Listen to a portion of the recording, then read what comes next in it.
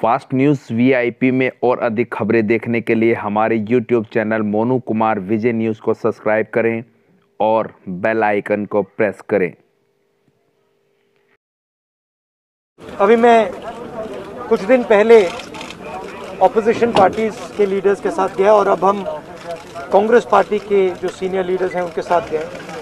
राष्ट्रपति से हमने कहा कि ये जो कानून बनाए गए हैं ये किसान विरोधी कानून है और इससे किसानों का ज़बरदस्त नुकसान होने वाला है, मजदूरों का, किसानों का। सरकार ने कहा था कि ये कानून किसान के फायदे के हैं और देश को दिख रहा है कि किसान कानून के खिलाफ खड़ा हुआ है। और मैं प्रधानमंत्री जी से कहना चाहता हूं कि ये किसान हटेगा नहीं। प्रधानमंत्री को ये नहीं सोचना चाहिए कि किसान और मजदूर घर चले जाएंगे, नहीं जाएंगे जब तक ये कानून वापस नहीं लिया जाएगा। जॉइंट सेशन कीजिए और कानून को एकदम वापस लीजिए, क्योंकि किसान वापस नहीं जाने वाला है। और हम सब, विपक्ष की सब पार्टियां किसानों के साथ, मजदूरों के साथ खड़े हैं और खड़े रहेंगे। जिस प्रकार से ये कानून पास किया गया वो भी बिल्कुल गलत था। बिना डिबेट किए, बिना किसानों से चर्चा किए, बिना मजदूरों से पूछे ये कानून ऊपर से थोप दिए गए और इन कानूनों को हटाना ही पड़ेगा, विड्रॉ करना ही पड़ेगा। हम 3 लोग राष्ट्रपति के पास गए हैं, बट हम करोड़ों सिग्नेचर्स लेके गए। हम किसान की आवाज राष्ट्रपति जी को तक ले गए। सर्दी का मौसम है और पूरा देश देख रहा है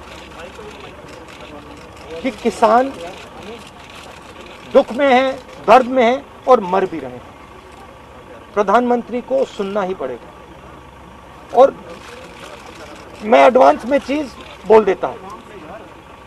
मैंने कोरोना के बारे में बोला था कि नुकसान होने जा रहा है। उस समय किसी ने नहीं बात सुनी और आज मैं फिर से बोल रहा हूं, किसान के सामने, मजदूर के सामने कोई भी शक्ति नहीं खड़ी हो सकती है।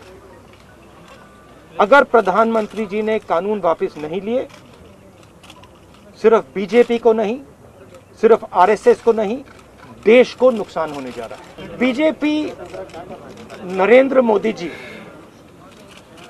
का एक ही लक्ष्य है और वो किसान समझ गया है, मजदूर समझ गया है। लक्ष्य है कि उनके आसपास जो 2, 3, 4 बड़े क्रोनी कैपिटलिस्ट हैं, उनके लिए पैसे बनाने का काम नरेंद्र मोदी जी करते हैं। जो भी नरेंद्र मोदी जी के खिलाफ खड़े होते हैं वो उनके बारे में कुछ ना कुछ गलत बोलते रहते हैं। किसान खड़े हो जाएंगे तो किसान को आतंकवादी बोलेंगे, मजदूर खड़े हो जाएंगे तो मजदूर को आतंकवादी बोलेंगे। एक दिन अगर मोहन भागवत खड़े हो गए तो कहेंगे ये भी आतंकवादी। मतलब जो भी नरेंद्र मोदी जी से सत्ता लेने की कोशिश करेगा वो आतंकवादी। और नरेंद्र मोदी किसके लिए काम कर रहे हैं वो मैंने आपको बता दिया। उनके 2-3 आसपास के क्रोनी कैपिटलिस्ट हैं जिनको वो पूरा हिंदुस्तान पकड़ा रहे हैं।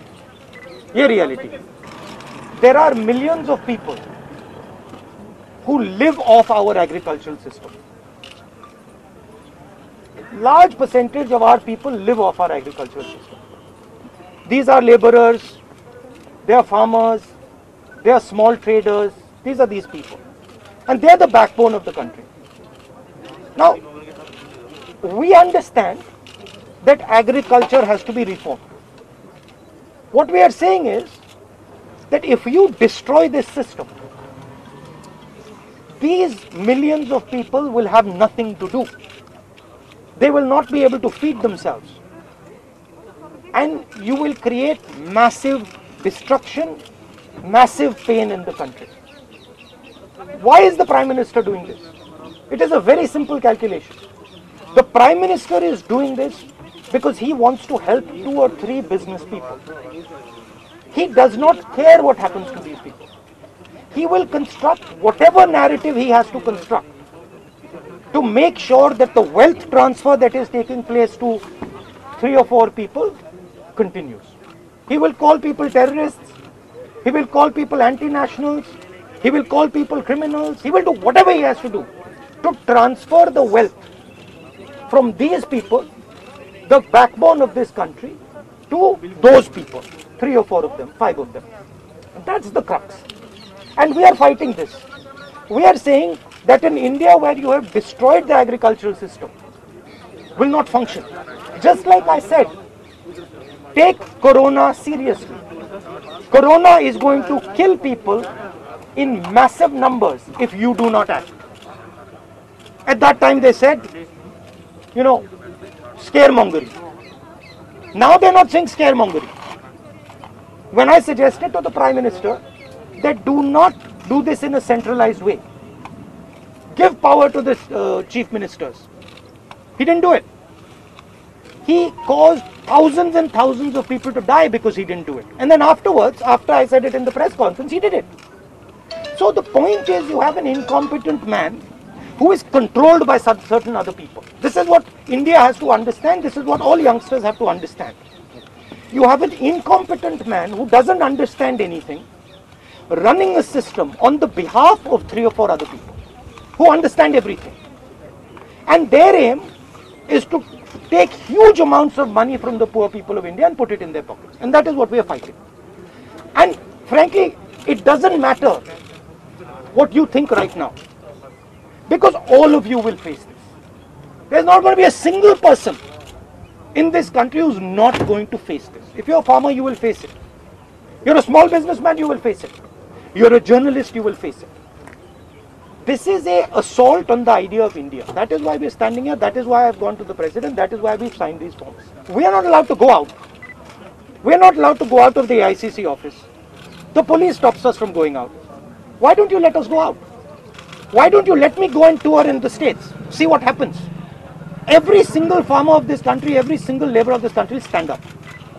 But आप पुलिस लगवाते हो, हाथरस जाते हो, अरेस्ट करते हो, तो AIC से हमारे MPs को बाहर नहीं निकलने देते हो, और फिर कहते हो कि भैया मतलब सब कुछ ठीक है.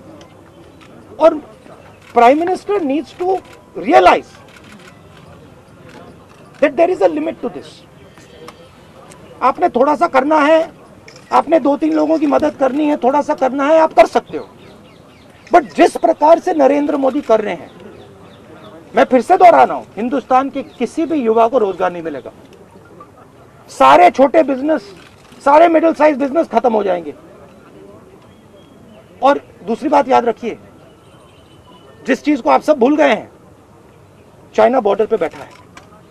चाइना ने हिंदुस्तान की हजारों किलोमीटर जमीन छीन ली है. प्रधानमंत्री उनके बारे में क्यों नहीं कहते? उसके बारे में चुप क्यों है? तो मेरा कहना है कि पूरा का पूरा कॉम्बिनेशन बन रहा है.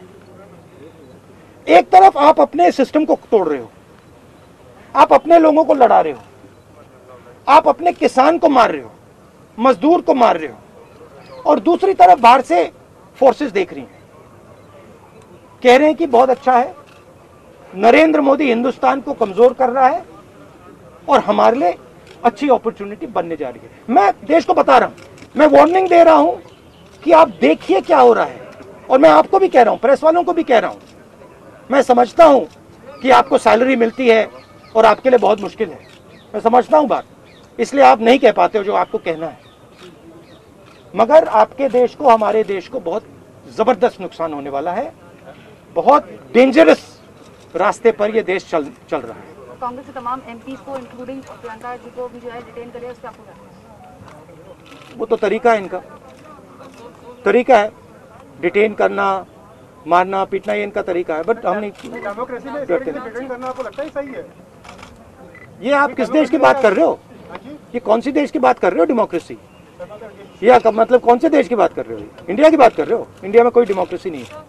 डेमोक्रेसी इंडिया में ये मतलब आपके इमेजिनेशन में हो सकती है, मगर रियलिटी में है नहीं. आप एग्रीकल्चर फार्मर थी, अब आप जर्नलिस्ट हैं, है ना? तो आप जानते हो कि आपके फादर ने इन्वेस्टमेंट किया या नहीं? नहीं, मैं तो जानती हूं, लेकिन अरे मैं आपसे पूछ रहा हूँ, आप देश की महिला हैं, आपके पिता ने इन्वेस्टमेंट किया ना? मेरी मदर फार्मर है, उन्होंने इन्वेस्टमेंट किया ना। किसके लिए इन्वेस्टमेंट किया? क्या इन 2-3 लोगों के लिए इन्वेस्टमेंट किया? 24 घंटा इन्वेस्टमेंट करते हैं और उधर इन्वेस्टमेंट कहीं और जाता है, रिटर्न कहीं और जाता है। Thank you.